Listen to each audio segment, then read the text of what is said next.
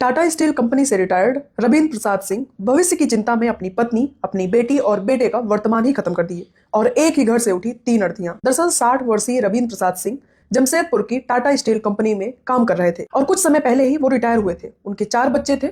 सबसे बड़ा बेटा अभिषेक, उनसे छोटी बेटी प्रिया और तीसरे नंबर की बेटी सुप्रिया और सबसे छोटा बेटा रविकेश। और जो इनके 2 बड़े बेटे और बेटी थी, यानी अभिषेक रायपुर में रह रहे थे और प्रिया, जिनकी शादी पहले ही हो चुकी थी, वो दिल्ली में रह रही थी। और जो इनकी तीसरे नंबर की बेटी थी सुप्रिया, उनकी शादी ये नवंबर 2025 में किए थे। और जो सबसे छोटा बेटा रविकेश था, उनकी शादी होने वाली थी। दरअसल रविंद्र प्रसाद सिंह अपनी पत्नी सरिता से हमेशा भविष्य की बातें किया करते थे।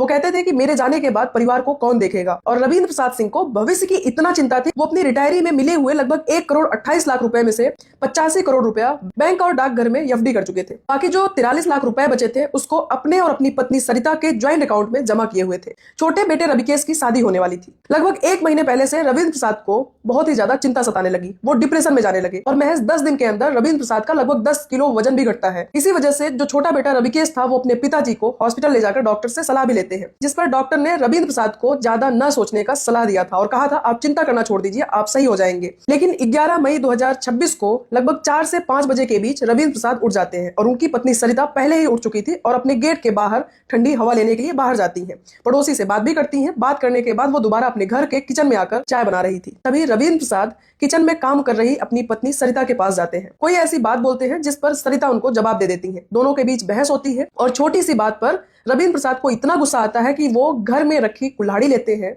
और पीछे से जाकर सरिता के सर पर कर देते हैं। सरिता बेसुध हालत में नीचे गिर जाती है। फिर रविंद्र प्रसाद बिना सोचे समझे बगल के बेडरूम में सो रही उनकी बेटी, जिनकी नवंबर 2025 में शादी हुई थी, वो 3 महीने की गर्भवती भी थी, उन पर भी हमला करते हैं। मौके पर ही बेटी सुप्रिया की मौत हो जाती है। फिर वो बगल वाले रूम में जाते हैं जहां पर उनका छोटा बेटा रविकेश सोया हुआ था।